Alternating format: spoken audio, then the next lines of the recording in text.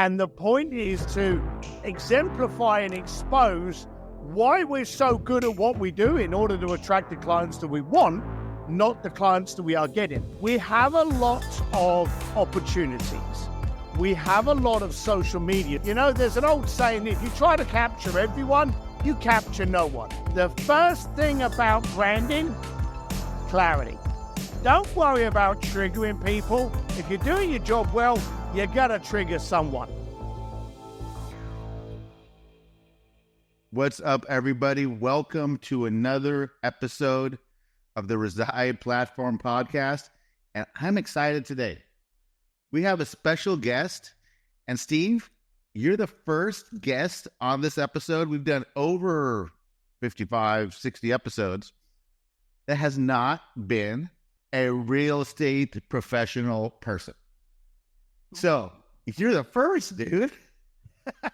All right, so that's good. There's no bar. You know, I can't talk, so that's good news. So everybody, this is Steve Sims, and I'll let Steve give his own little introduction, and then we'll jump right into the content. Wow. Introduction. I was a pissed off bricklayer from East London with no money. This was at a time when Instagram didn't exist to point out how inadequate my life was. And I just wanted to go out and try and associate with affluent people. In doing that, I identified branding, marketing, positioning, more than anything, value. And I kicked around with rich people. And this is arrogant, but I didn't touch poor people. I knew what it was like to be poor, and it sucked. So I only communicated with rich people. If you were rich, I would talk to you. I ended up launching the most successful experiential concierge firm in the planet. And this is my arrogant boast, there's not a red carpet, award show, premiere, star-studded gala that I haven't had my fingers in. I've worked with everyone from Richard Branson, Elon Musk, Elton John for 8 years. So I know a thing or two about positioning, luxury, sales, and all around branding. Yes. And I wanted to send you a text this morning, actually, because from a story you told me last week, today is Neil Sean's birthday. So there you go. Right, there you go. Journey, yeah? Yep, Journey. And now every time I see Neil, he had the big afros from the 70s. I was all, Steve knows him. In that intro, you talked about branding. And I think inside of real estate and real estate businesses, like that is a real big thing. We want real estate pros and entrepreneurs in general want to create a brand. So it transcends themselves, right? So they can be memorable to the marketplace. So, getting one of the world's foremost branding experts on the podcast with you here today, like where do real estate professionals start in their quest for branding now? All right. Well, that's actually quite easy. The first thing they need to realize is they are not in real estate. They are in branding. Real estate is just a sandpit that they're using their skill set for. Yeah. Now, me and you have spoken about this. Me and you have both held multiple jobs. We've been in different industries. We know people from different industries. We're in masterminds with people in different industries. But when we're at the table, we're all owner-operator brands. And the point is to exemplify and expose why we're so good at what we do in order to attract the clients that we want, not the clients that we are getting. The first problem is people are looking down at their feet when they're trying to run. They're going, hey, I'm a realtor. I want to stand out, and I'm going to stand out by looking like everybody else. And that's the first problem. For a start, realize you are a brand operating in the real estate industry. Now, me and you, we could both, I don't know, something could happen tomorrow. The real estate industry, the branding, marketing industry, the coaching, it could all stop tomorrow. And we would be able to take our skill sets and apply them to what the new industries are. We just choose to use them in the sandpit that we are currently in. So the first thing you do, stop looking at your feet, stop looking at the real estate industry, and look to the fact that you've got to be a unicorn.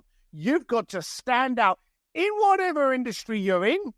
If you can learn the ability to expose your value in your chosen marketplace.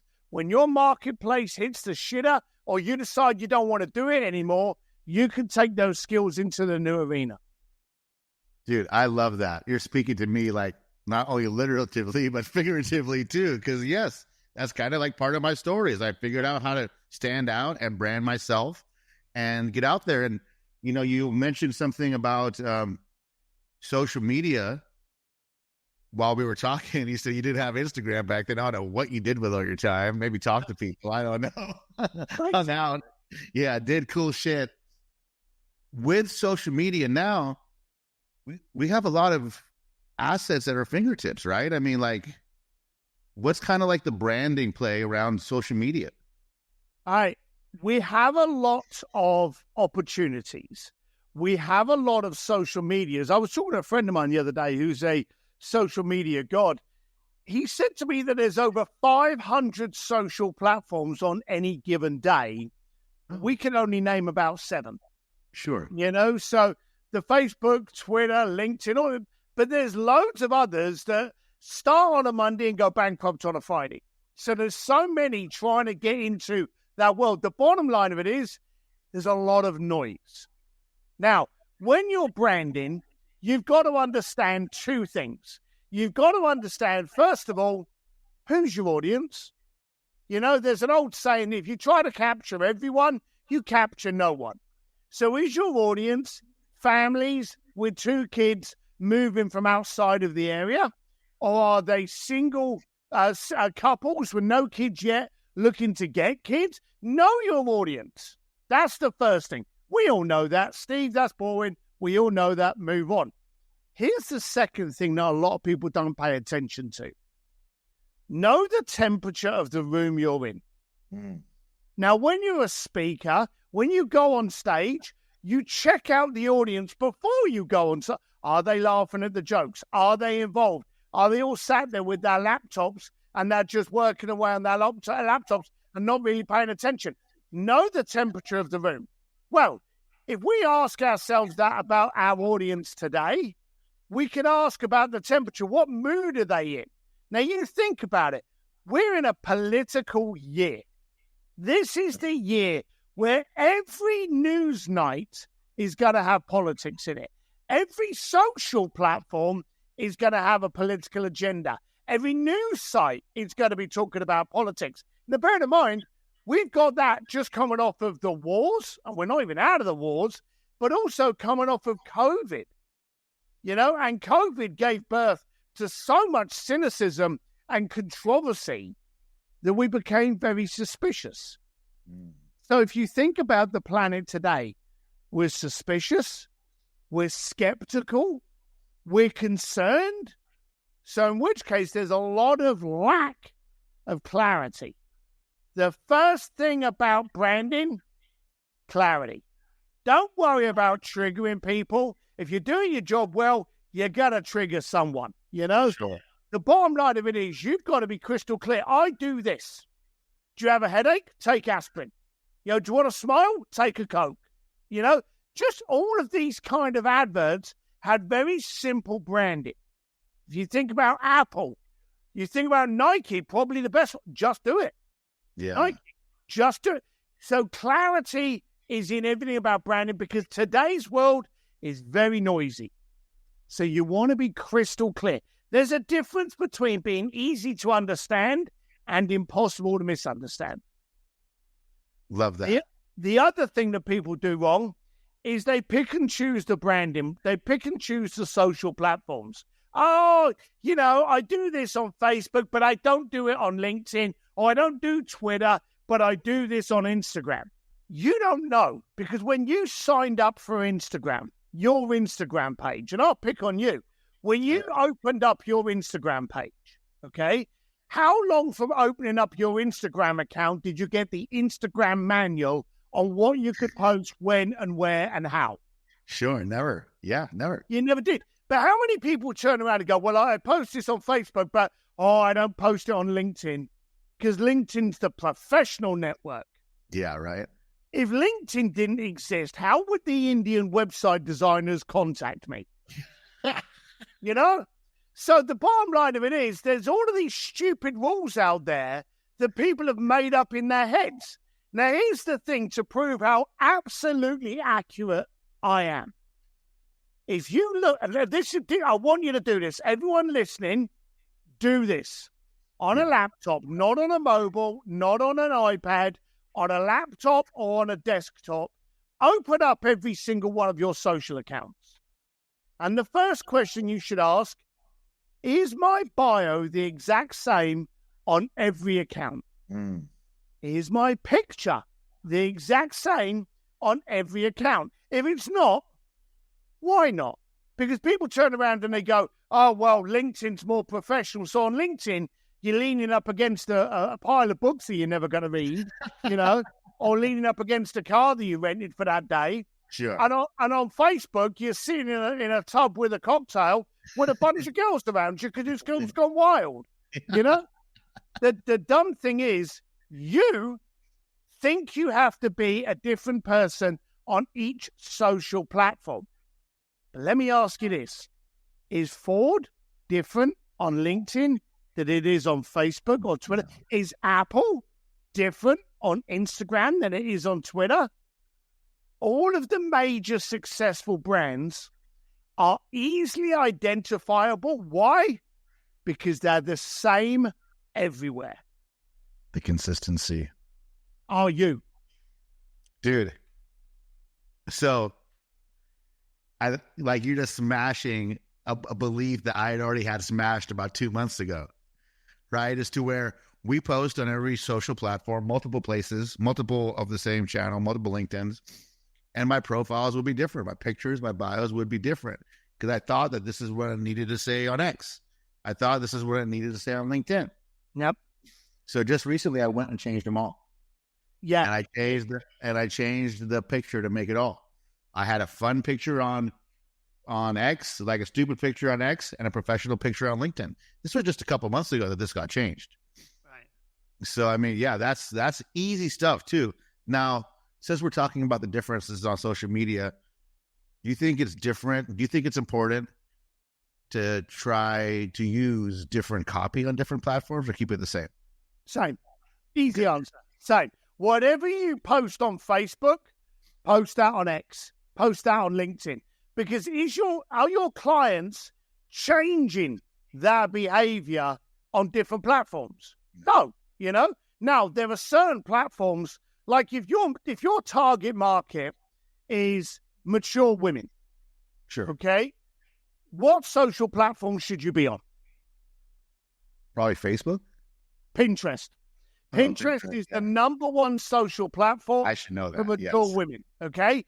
Let me ask you the reverse. If you're looking for anyone under 20, where should you post? TikTok. Bingo. So but here's the thing. You don't change the content. If you're doing a picture of you and, I don't know, a famous person, or you're doing a picture of you playing one of your awesome guitars, that won't change because you're still trying to attract it. Here's the key. You're not trying to attract someone that you can't connect with. Don't make it complicated for yourself.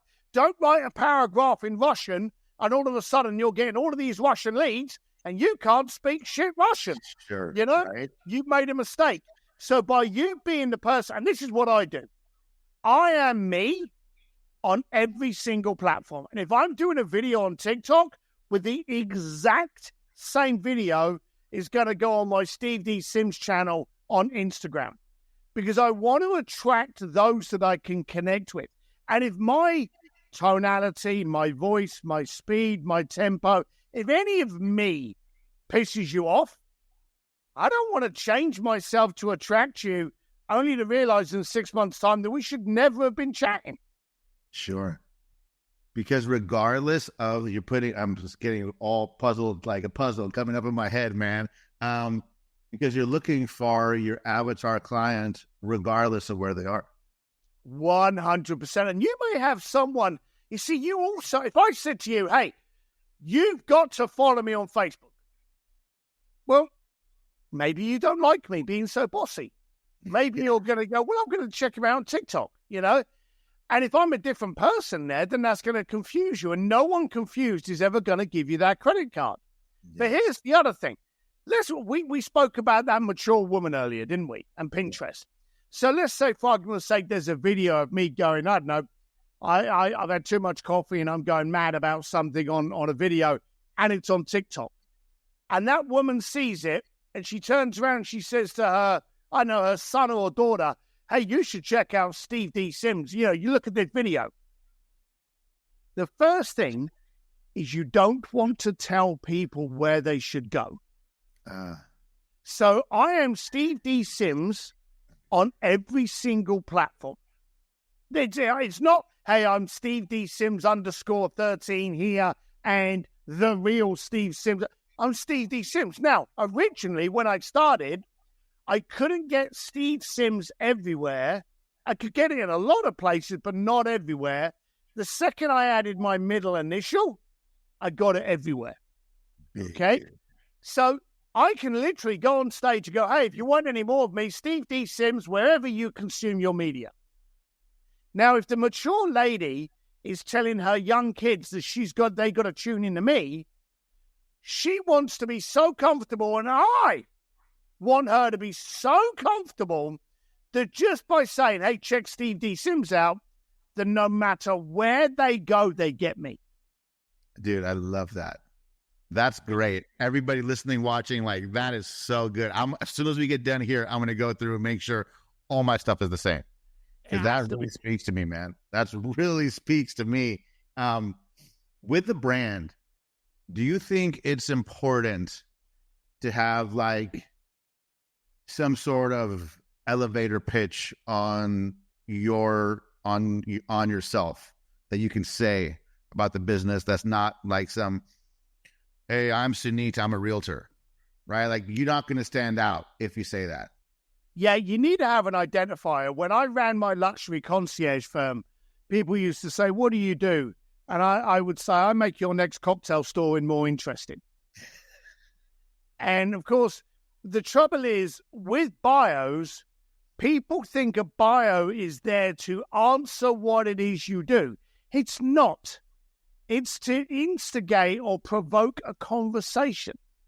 You know, I allow you to live the life you desire but don't know yet. You know, something like that, you know? And people can go, well, what does that mean? Well, I'm glad you asked. You know, you want to have something that can, like, go fishing and drag them in. But I would, if you want to be able to write a good bio, the first thing you should do is look at all of the people that you think are killing it and look at their bios, okay? And look to see if there's any correlation. Look to see if they're similar. And then whatever they write, do the opposite, okay? Stand out. Most people, I did and I've spoken at probably got the biggest mortgage and real estate conventions in the planet. You know, I've done a lot with the mortgage industry. And I remember doing an event in Vegas once, and it was on branding. And I said to them, I said, okay, first of all, who here thinks that they are different? And of course, everyone puts their hand up. Who here thinks that there's some shit? There's something special? Yeah, they all put their hands up. All right, everyone with a blue suit, stand up. Right? Most of the guys stood up. Every girl with a short skirt, stand up.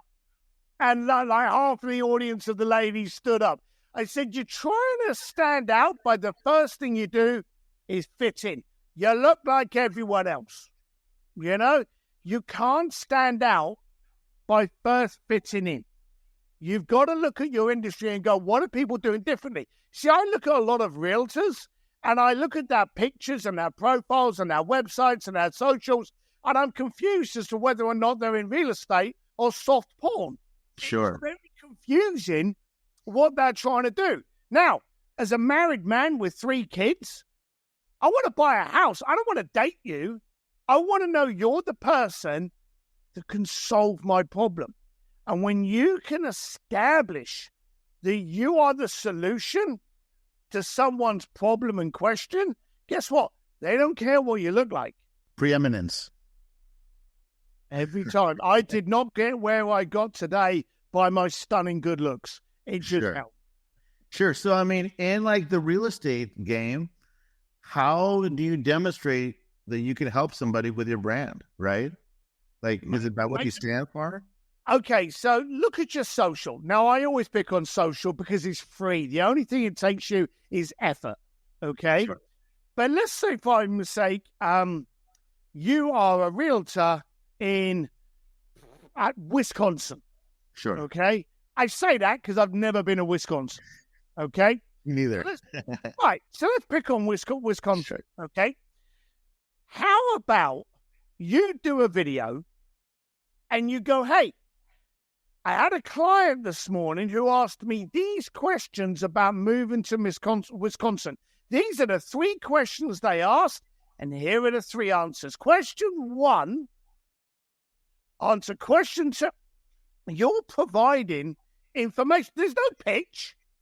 You're now establishing that you have the answers to those 3 questions. Now, let's be serious. Maybe you made those questions up. All right? GPT, right? Like But just say that. Why don't you go on Google and just type in the top 3 questions when considering moving to Wisconsin? Yeah. That computer, that website is going to give you those 3 questions. Now, it's going to be the top questions that Google gives you. Now, get this. If you do a video answering those questions, what does Google own? It owns a thing called YouTube. So if you answer those questions and you plug it up on YouTube, when someone goes on and goes, oh, what's the questions about moving to Wisconsin? Google's going to go, oh, we have a video for you. We've got the answers over here. Because as you know, Google and Facebook, they don't own the content. They own the platform. Yeah. You are the content. So if you can give the content to help Google out, that'll shove you to the front of the line every single time. So you expose him by answering upon. Don't lean up against the car with a short skirt, especially you, because you got bad knees, but you know what I mean. Can't try any of that. Don't try any of that shit. Become the answer to someone's problem. Hey, if you look at a movie to Portland, there's a new restaurant in town. If you like Thai food, let me do a quick review of this restaurant. Stuff like that. There's a girl, and I'm going off on a rant here. There's a girl, and I'll give her credit. Her name's Maria. I bought my house 7 years ago, okay? Haven't moved, no intention to move, don't want to move. I subscribed to like 4 million bloody newsletters when I was looking at moving into the area. And she would send me these houses, which I didn't really like. But at the bottom of every email, it would talk about new restaurants opening up in the area and then clicks through to little reviews. And every now and then there'd be a picture of her trying out this new restaurant. I thought, hang on a minute, that's gold. So she is the only email that I still get. Now, in the time that I've been here and people have been over to my house, they're like, whoa, this is a great house. I really love the area.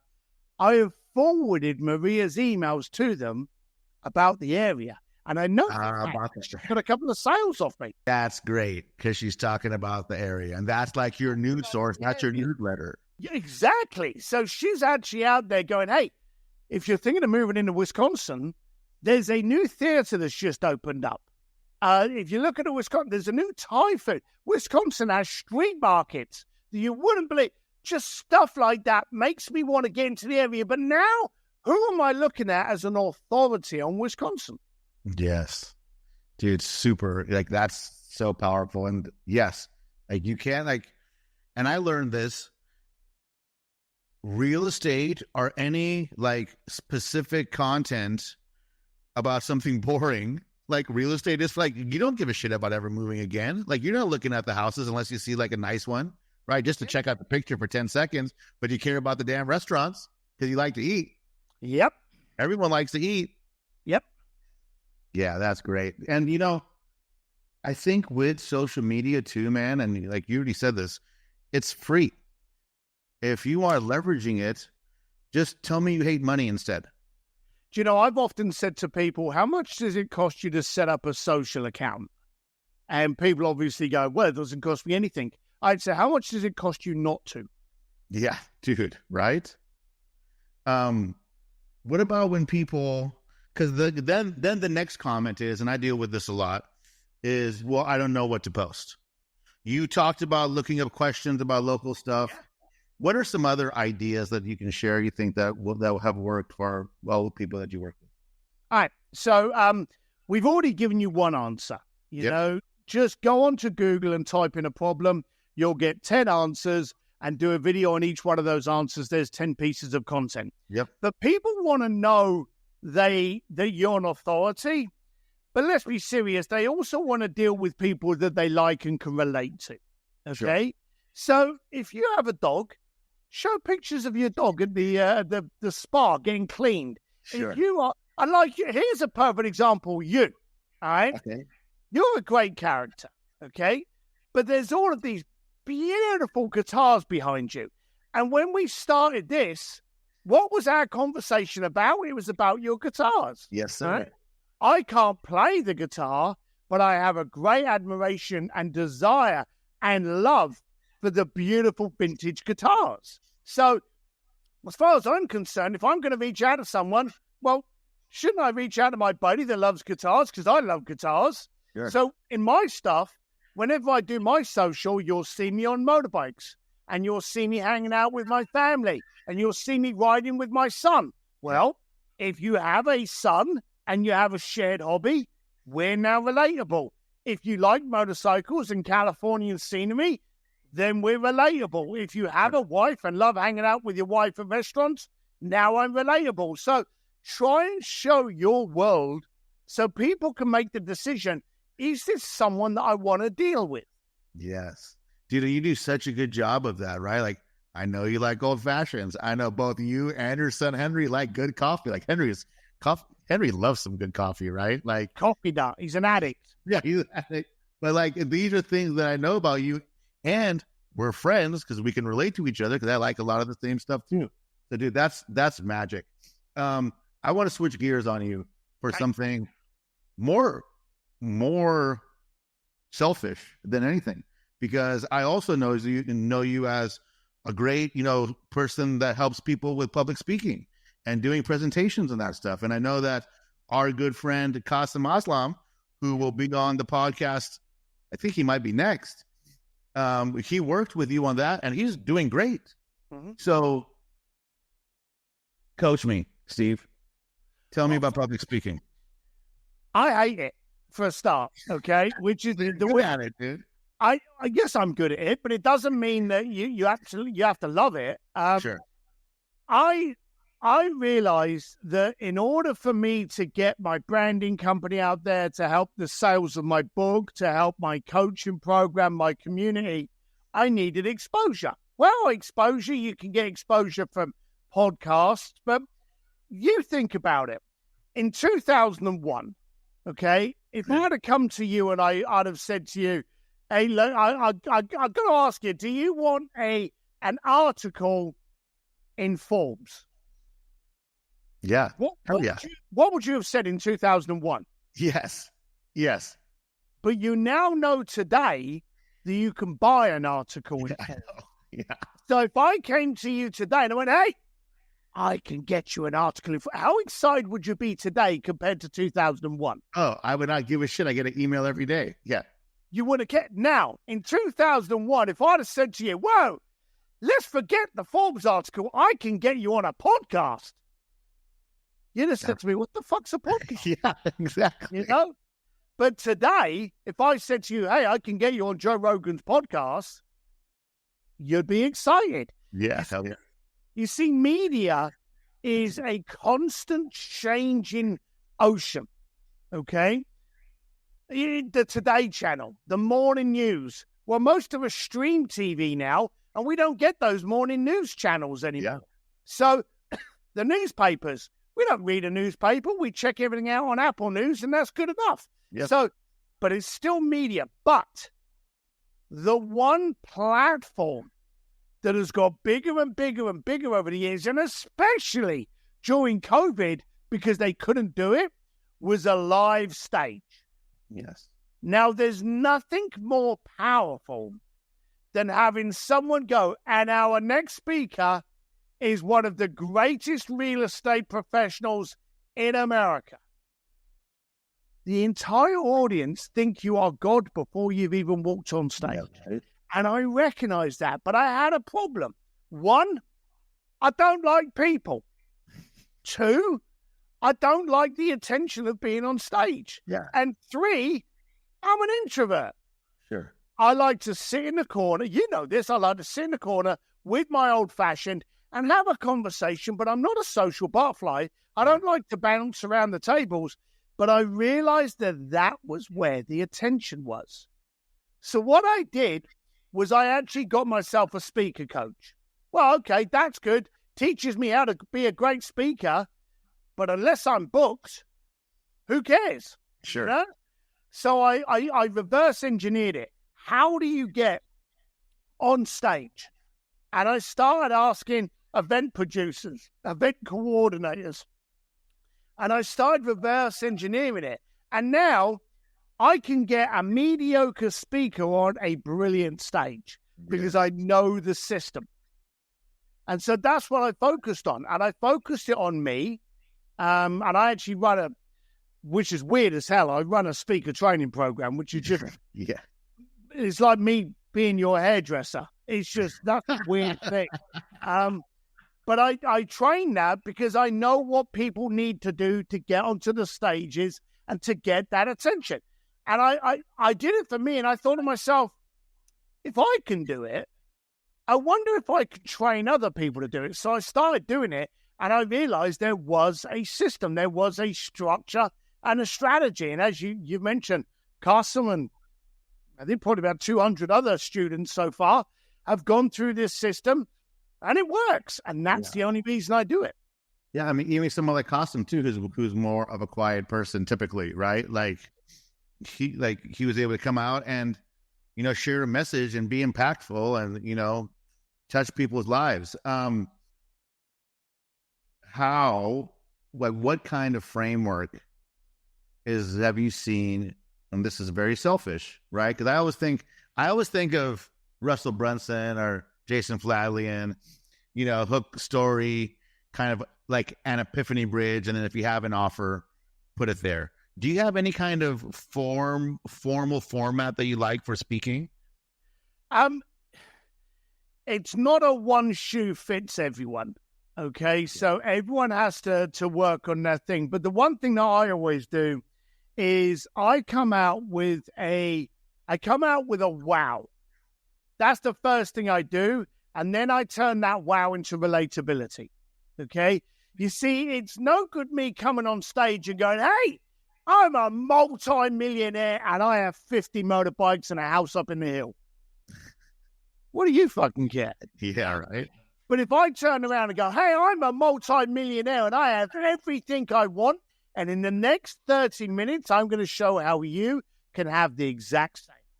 Yeah. Well, that's a powerful hook, right? Yeah. I've now taken my instant wow, but here's the dumb thing. A lot of people don't do that bridge. A lot of people go out there and go, well, I did this for 10 years and I'm the most successful person in this. And I'm going to talk to you about, I don't care. I don't care about how brilliant you are. I care about how your brilliance can make me brilliant. And that bridge of hey, wow, then make it relatable. And then this is important. How did you get there?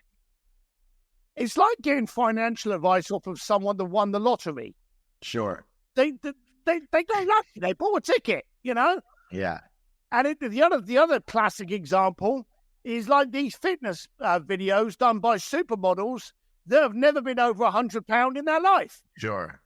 I want to learn how to lose weight from a 450-pound fat fuck that shows me how I can have the body of an Adonis. That's the person I will listen to. Relatability. Yeah. Or he relates to me. Yeah, that is huge. Now, do you big wow statement or say hook, right? The relatability. Yep. Kind of the story, right? The story, and then do you do like an epiphany from the story, or? No, the story is your journey on how you got to where you are now. Okay. and the structure that it came into. And then the last part is, here are the steps that you can take to avoid my pain, but get your impact. So the framework on what to do is next. It's the framework. A lot of people today, and here's the problem, and people get this wrong. A lot of people look at the CTA. They're like, hey, if you want to do this, well, I have a 10-week course. Come to my course. In fact, scan this barcode and well, that's a close. And the trouble is, I don't know if you're worthy. Great story, but I don't know if you know it. But here's the thing. If you can go, look, this is my journey. And my journey was pretty upsetting and painful. And there was a lot of scars and thoughts. But I'm now going to, in my final 15 minutes, run through the three things I got out of this that can save you the scars but give you the impact. These are the 3 things that you do today that's going to help you. And here's the thing. People say, oh, I don't want to give away the secret sauce. If I give away my tips, why are people going to want me? Yep. 2 reasons. 1, because it's never just 3 things you need to do. Okay? True. That's the first thing. But the second thing is, people are lazy. I go up on stage and I say, hey, I'm going to teach you the 10 things you need to do to take your company into the accurate brand that it's supposed to be. I'm going to give you it. All 10 steps. And then I will do an hour-long presentation. And at the end of the hour, I'll have people coming up to me going, how much is it going to cost me to retain you to do that? I've just shown you, but they still want me. Why? Because there's still little shortcuts in there. I've just exposed to you that I know what I'm doing, and I've made it visual to you that there are these things. And you're a perfect example. You saw me talking on branding, and now you have me on here as a branding expert. Yeah. Almost 2 years later, right? Yeah. There's the point. It was actually Jason Fladlin turned around and said, you want to give away your stuff that is better than what people charge for. Yeah. You're not going to lose business, but people are going to look you now as a credible source. You're not going to come to me and talk to me about hairstyles because I'm not a credible resource on that. Sure. But you would talk to me about making an old-fashioned, riding a motorcycle, living in California, because I have that credibility, because you've seen it, I've exposed it, and I've made it very clear to you.